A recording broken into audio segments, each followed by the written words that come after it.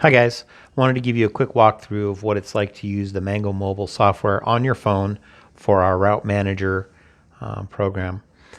You'll be using the software on your phone, and this is the BT4 thermal printer that you'll be carrying. It's a nice small unit. You can see there's almost no controls. You just turn it on or off, or you plug in the power cord and the paper comes out across the top. They come with a leather holster and a belt, so that you can wear it if you want, or you can sling it over your shoulder, either way.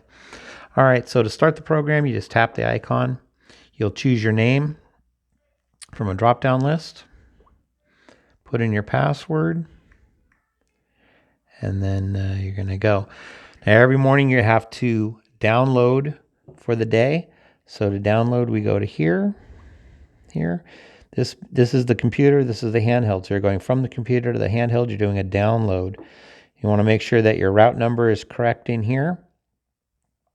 If you have to change that, you'll go to there.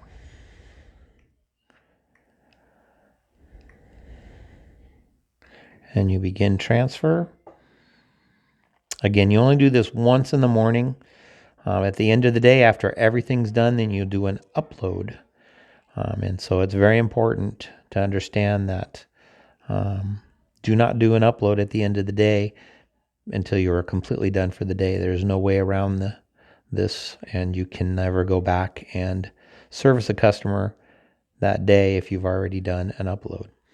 So this is the download process. It's actually pretty quick. So that's down. So then you go back into the application, put your password in again. This is our main screen. We're going to choose the off route. That's what they call the road. It's called the off route. Then we choose the off route area. This is where we have our list of what we know as routes now, what we call them sub areas. All right, so we're just going to pick. If you had a bunch of customers, if this is your route name and a bunch of customers, they would all show up here. Oops. If you wanted to select them all, you click that button, or if you just want to select one or two of them, you do that. This just confirms what we've done. Now you choose your customer you want to service. If you had default items, you'd be able to click this little button here. A drop-down list would show up with your default items, and you would select them. We don't have any for this customer, so it doesn't show up. So we're going to go to miscellaneous items. The green plus means you want to add things to your invoice. We're going to add some things. So we pick our item, we put in our quantity. We're going to do 2 of those. If you like the price, you can leave it. If you want to change it, just highlight it, put in your price. And then you have 2 options to just save it and go back to the main invoice screen, or save it and go to the next item. We're going to save it and go to the next item. This is a scrollable list of everything that we have that we sell. If you want to search for something, you hit the magnifying glass. We're going to search for a manhandler. And then you can see I didn't finish typing in all the way, but it shows up here. We're going to do a case of manhandler, and we're going to put 5 cases in there. That's not the right price. They're on TPR. So we go from there, and then we hit save. So we know those are the items on there. So this is our main invoice screen. From here, we can accept a payment, or we can just go forward. Here's the items that I had on my invoice list. This is what we call a shopping cart. You can print this if you want to, or you can print a pick list. I'll print a pick list real quick and show you what it looks like.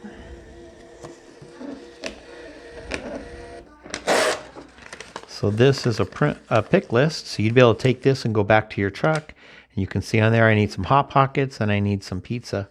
See, it says not an invoice. There's no dollars on here, just quantities that you would need. So you'd be able to pull that from your truck. At this point, you could then go back to here, collect your payment. We're going to take a check, and we're going to choose check, enter the check number, and the amount's $342. You click done. So we're back here. You can see what the charge was. See that we accepted payment. There's no balance due at this point.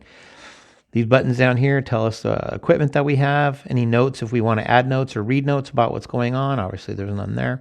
We can get history. We can get information. That's a skip code if we skipped it. We're just going to hit there.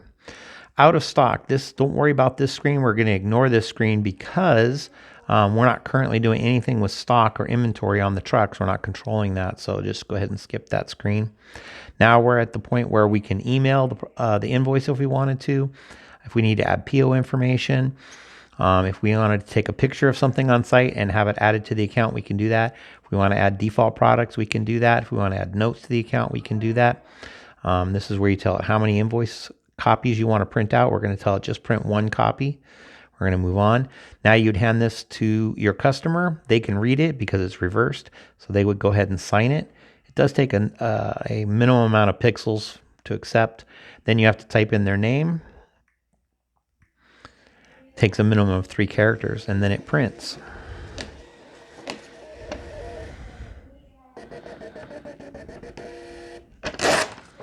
So then we have the invoice with all the information on there.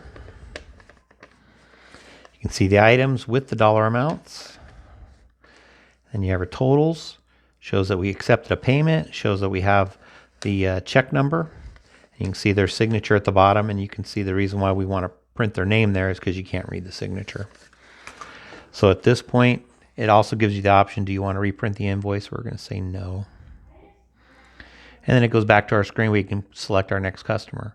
So we're going to do our next customer. This customer, we're going to do a quick skip. They said, nope, we don't want anything. We said, okay, thank you very much. We come back. We're not going to print anything, so there's 0 copies. If the for something like this, we wouldn't care if the customer signs or not because, you know, they've skipped us.